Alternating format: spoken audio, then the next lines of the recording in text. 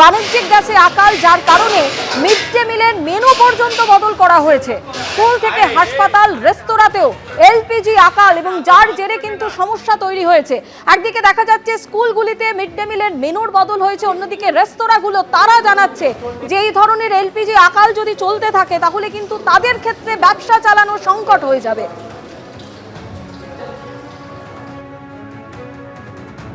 পশ্চিম এশিয়ার যুদ্ধের জেরে গ্যাস পেতে অসুবিধা হচ্ছে, কিন্তু গ্যালারি শো করছেন মমতা বন্দ্যোপাধ্যায়। আক্রমণ শানিয়েছেন কেন্দ্রীয় প্রতিমন্ত্রী সুকান্ত মজুমদার। যুদ্ধ হচ্ছে, তার ফলে গ্যাস এবং পেট্রোলের একটু ক্রাইসিস হচ্ছে। বিশেষ করে গ্যাসেরটা বেশি করে অনুভব আমরা করতে পারছি, কারণ সাধারণ মানুষের দৈনন্দিন কাজে গ্যাস লাগে। কিন্তু মুখ্যমন্ত্রী যে এসওপিটা দিচ্ছেন, এই এসওপিটা তো দেখে শুনে মনে হচ্ছে যে উনি মমতা বিন তুগলক হয়ে গেছেন।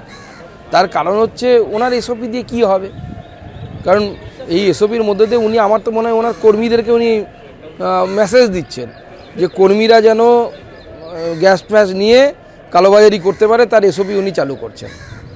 আমাদের কেন্দ্র সরকার এলপিজির যাতে কোনো সমস্যা না হয় সেই জন্য সমস্ত রকম ব্যবস্থা নিচ্ছে, কিন্তু যেহেতু আন্তর্জাতিক সমস্যা, আমাদের কেন্দ্র সরকারের হাতেও সমস্যার সমাধানটা পুরোটা নেই, তো স্বাভাবিকভাবেই আমাদের একটু কষ্ট হচ্ছে। কিন্তু মমতা বন্দ্যোপাধ্যায় গ্যালারি শো করছেন, মমতা বিন তুগলকের গ্যালারি শো।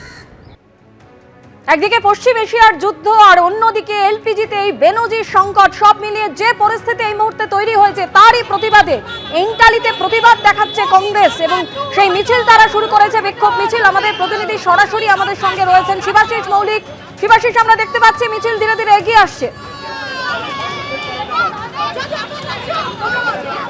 একদম তাই। দেখো, শুরুতেই তোমায় বলে রাখি যে ইন্টালিতে বিধান ভবন অর্থাৎ প্রদেশ কংগ্রেসের যে প্রধান কার্যালয়, সেই বিধান ভবন থেকে শুরু হয়েছে এই মিছিল এগিয়ে চলেছে মৌলালির দিকে।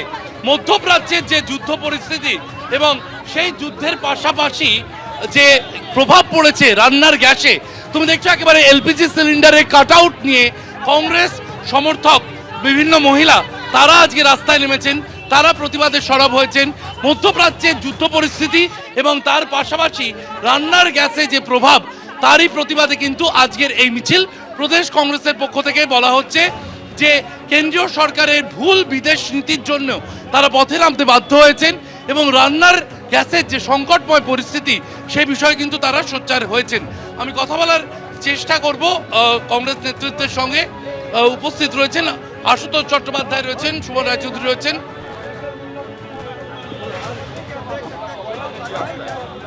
কি বার্তা আজকের মিছিল থেকে? গ্যাসের ঝাঁঝে কাজে মা, এই বিজেপি আর না, আরে চলবে না। এই অনাচার, অবিচার, মূল্যবৃদ্ধি, এই বাজারকে থামাতে হবে। কালোবাজারি, জোর করে মানুষকে হয়রানি করা হচ্ছে, জোর করে দাম বাড়ানো হচ্ছে, জোর করে ডিমান্ড সাপ্লাই চেনকে নষ্ট করা হচ্ছে। তাই শুভঙ্কর সরকারের নেতৃত্বে নির্দেশে আজকে মিছিল। অভিজিৎরা আছেন এখানে, হিউম্যান রাইটসের চেয়ারম্যান, সাধারণ কর্মীরা রয়েছেন, নেতৃত্ব রয়েছেন প্রদেশের জেলার। আমরা মনে করি কংগ্রেস পার্টি মানুষের সঙ্গে, মানুষের পাশে। এই যে যন্ত্রণা, এই যন্ত্রণার বিরুদ্ধে যে রাহুল গান্ধী বারবার প্রশ্ন করেছেন, রাহুল গান্ধীকে চুপ করানোর ব্যবস্থা করতে পারেন, কিন্তু গ্যাসের দামকে কমানোর ব্যবস্থা করতে পারেন না এই মোদী সরকার। এই আন্দোলনকে আপনারা চালিয়ে যাবেন? একদম, যতক্ষণ না গ্যাসের দাম নিয়ন্ত্রণ হবে।